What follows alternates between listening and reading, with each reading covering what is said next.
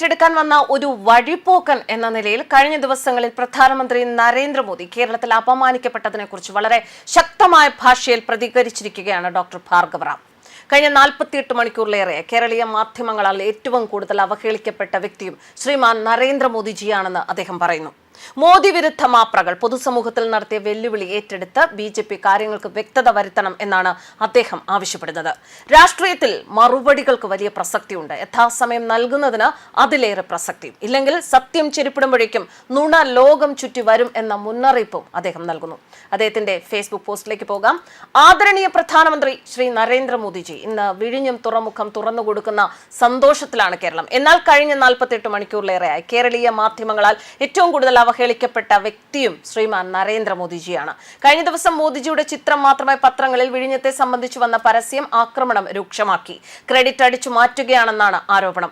അഭിലാഷ് മോഹന്റെയൊക്കെ വാഗ്ധോരണികളും വാദമുഖങ്ങളും സമൂഹ മാധ്യമങ്ങളിൽ വിശ്വസനീയമാവണ്ണം വർണ്ണം ചാലിച്ച് പ്രചാരണ കോടിയിലാണ്. ചാനൽ മാപ്രകൾ എല്ലാവരും ഒരുപോലെ വിമർശിക്കുന്നത് മോദിജി സർക്കാർ ഈ പോർട്ട് നിർമ്മാണം വിജയത്തിലെത്തിക്കാൻ യാതൊരുവിധ സഹായവും നൽകിയിട്ടില്ല എന്നാണ്.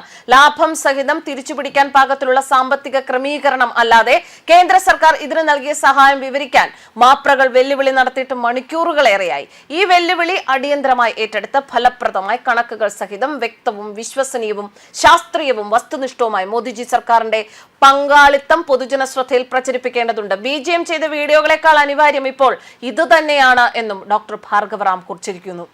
ഒന്നുകൂടി അദ്ദേഹം പറയുന്നുണ്ട്, മോദിജി കേരളം വിടുന്നതിന് മുൻപ് കേരള BJPയുടെ കഴിവും പ്രാപ്തിയുമുള്ള ശക്തമായ പ്രചാരണ വിഭാഗം ഇക്കാര്യം നടപ്പിൽ വരുത്തണം എന്നാണ് എന്റെ അഭിപ്രായം. രാഷ്ട്രീയത്തിൽ മറുപടികൾക്ക് വലിയ പ്രസക്തിയുണ്ട്. യഥാസമയം നൽകുന്നതിന് അതിലേറെ പ്രസക്തിയുണ്ട്. ഇല്ലെങ്കിൽ സത്യം ചെരിപ്പിടുമ്പോഴേക്കും നുണ ലോകം ചുറ്റിവരും.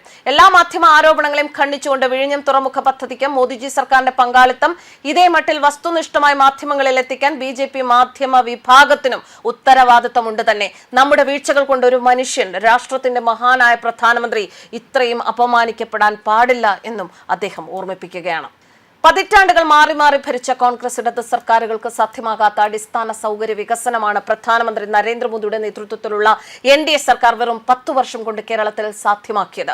ഭാവിക്ക് അനുയോജ്യമായ അടിസ്ഥാന സൗകര്യങ്ങൾ ഒരുക്കുന്നതിലൂടെ മാത്രമേ നിക്ഷേപങ്ങൾ ആകർഷിക്കാൻ കഴിയൂ. നിക്ഷേപങ്ങൾ വന്നാൽ മാത്രമേ സാമ്പത്തിക മേഖല സജീവമാവുകയും തൊഴിലവസരങ്ങൾ സൃഷ്ടിക്കപ്പെടുകയും ചെയ്യൂ.